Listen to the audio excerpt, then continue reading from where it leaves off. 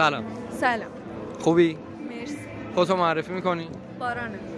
ما یه سوال چالشی داریم. آماده کی ازت سوال بپرسن؟ آره. دیت اولو پسر باید حساب بکنه یا دختر؟ هر کی که دعوت کرد. دیتای بعدی چی؟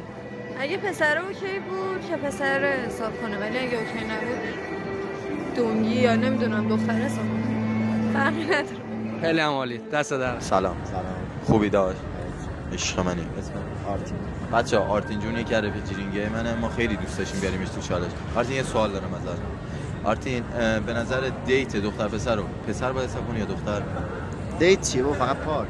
خدا لعنتت کنه. پارک حال میده. حالا بیشوخی. ما که حساب نمی‌کنیم ولی خب پسر. خدا بگم چیکارت کنه. عشق منی. سلام. سلام. خوبی؟ فدات شم. خودتو معرفی میکنی؟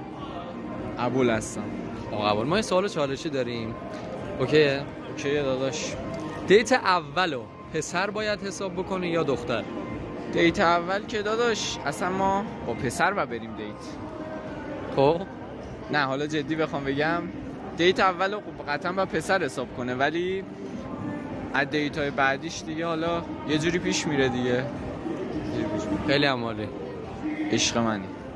سلام. سلام. خوبی؟ مرسی. قربونت. مرسی. اسمت چیه؟ وانیا. خب وانیا جان یه چالش داریم. به نظر دیت اولو پسر باید حساب کنه یا دختر؟ به نظر من هر کی سم خودشو بده بهترم واسه دیت اول کلا اینطوری. چه نظر قشنگی. مرسی. سلام داداش. خوبی داداش؟ قربونت برم. عشق منی، دوستت دارم. اسمت؟ سامان. لقبی داری اینجا بچه صدا کنم؟ آلوز جون. یه سوال داشتم ازت. به نظر دیت اول دختر باید حساب کنه یا پسر؟ به نظر من پسر باید حساب کنه، ولی باید دختر شعور اینو داشته باشه که تعارفی بزنه، بگه مثلا حداقل نصفشو من بدم. ولی از نظر خودم سلیقه‌م اینه که پسر وظیفه‌شه که حداقل بار اول اینجوری که پسر حساب کنه. خیلی عالی. سلام. خوبی؟ نوکرت. عشق منی قربونت. اسمت؟ ماکان جون یه سوال دارم ازت. دیت اولو پسر باید حساب کنه یا دختر؟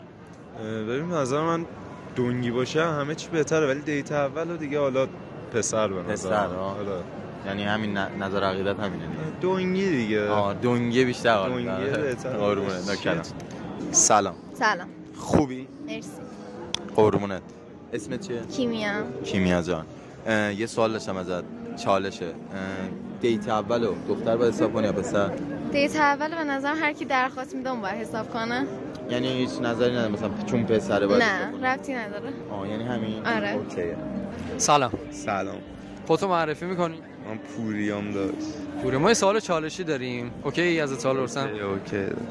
دیت اولو پسر باید حساب بکنه یا دختر؟ پسر داداش. دلیلت چیه حالا؟ خب تو یکی رو 100% تو اولین بار به دختر میگی بیا دیت بریم دیگه، خب تو دعوتش کردی نمیدونش. خیلی عالی. مرسی. سلام. خوبی؟ مرسی. خوبم. خودتو معرفی میکنی؟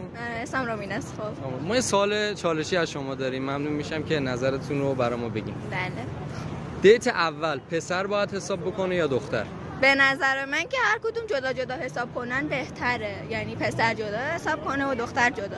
حالا اگه مثلا چند هفته گذشته دیگه اولویت میره با پسره، نه اینکه حالا اولویت مثلا یه روز اون حساب کنه یا یه روز این، بستگی داره. خیلی ممنون. خیلی عالی بود. مرسی کنم. سلام. خوبی؟ مرسی ممنون. عزیز دلی قربونه. سهیل جون بچه‌ها خیلی درخواست کرده بودن، ما تو رو باز آوردیم. فیلم قبلی هم بوده، بچه‌ها برید حتما فیلمشو ببینید. سهیل جون یه سوال داشتم ازت. دیت اولو دختر باید حساب کنه یا پسر؟ دختره. حالا بگو چرا؟ چه خانم‌ها مقدم‌ترن.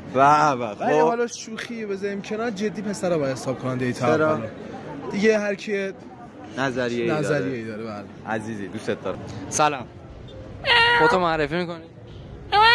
ما چالش داریم. به نظر دیت اول دختر باید حساب بکنی یا پسر؟